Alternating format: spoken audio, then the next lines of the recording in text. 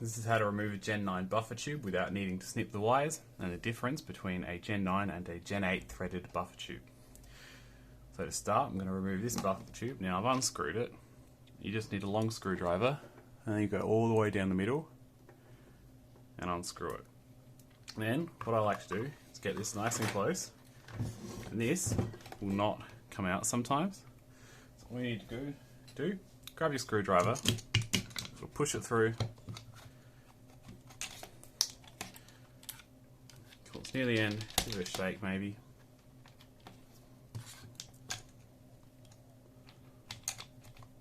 Just make sure the connector's coming out the end.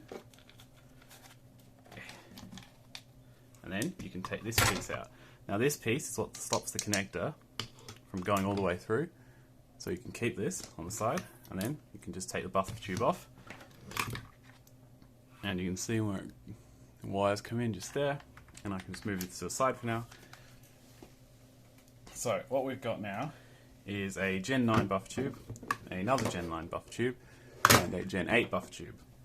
Now, the difference in these is very small, but it will mean that you cannot screw a Gen 9 buffer tube into an M97, because the threads are slightly different. Okay, try it here, got an M97 here, try to screw it in, and it loosely fits, but you can see there is a lot of wiggle even though it is all the way in, and this is not sturdy, it will just fall out.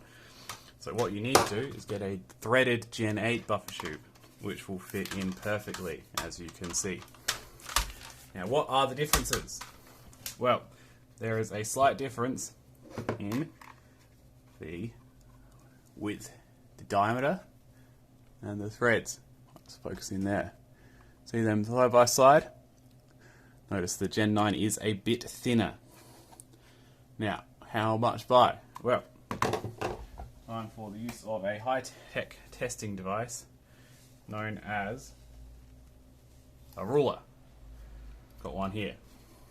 I'm just going to approximately measure from, notice how there is a slight little crease there where they've had the two halves of the mold put together. I'm going to measure along that line. Now, on the Gen 8 buffer tube, I've got exactly 30 millimeters. However, on the Gen 9 buffer tube, I have got 27 millimeters. Now that's the difference. That's why it won't fit. So get a threaded Gen 8 buffer tube. It needs to look like this, or similar to this.